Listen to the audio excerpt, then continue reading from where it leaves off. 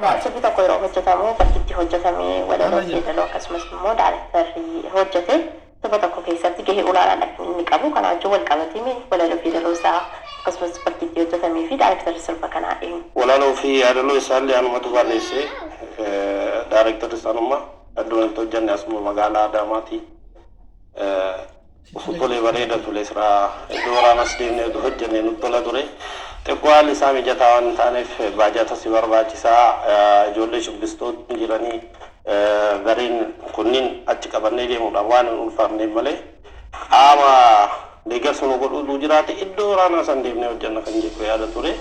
Asuma magaalaa Adaamaa keessa galma abbaa gadaa siidaa wareegamtootaa san biratti hojjedhe. Maaliif sirbichi Itoophiyaan siin ijaaramte? Itoophiyaan lafee Oromootiin ijaaramte. Kaleessa uummanni Oromoo itti wareegamee gaafa siidaan sunis dhaabbatu biyyi tun kan ijaaramte. Har'a qofaa miti kaleessas gaafa Xaaliyaanis Itoophiyaa kana ijaare Oromooma. Haa ta'u malee namni kennas keessaa of baasa. Kan biraas Itoophiyaa kana keessaa nu baasa. Nullee keessaa of baafna.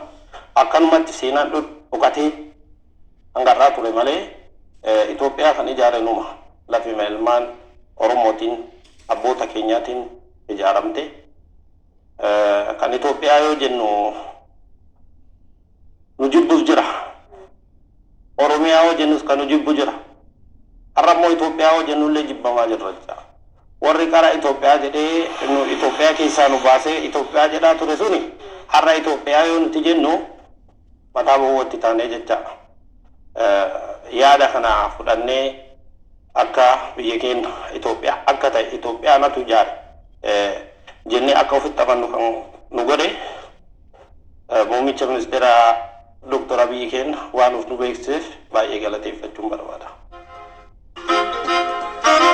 Itoophiyaa biyya koo biyya uumamaa biyya keenya diiguudhaaf jaree waliin guyyaati warri guyyaachuu garee har'a lafti isaa maree kakaleetuu si gayaa kan kee kale dabaree kan kee kale dabaree kan kee kale dabaree uummanni Oromoodha addunyaa buufatteenya Awurooppaa kanneen bultu sirna gadaa keenya sirni gadaa gabayaa sirna gadaa deebisaa sirna gadaatiin bulu biyya keenya jeesisa biyya keenya jeesisa biyya keenya jeesisa biyya keenya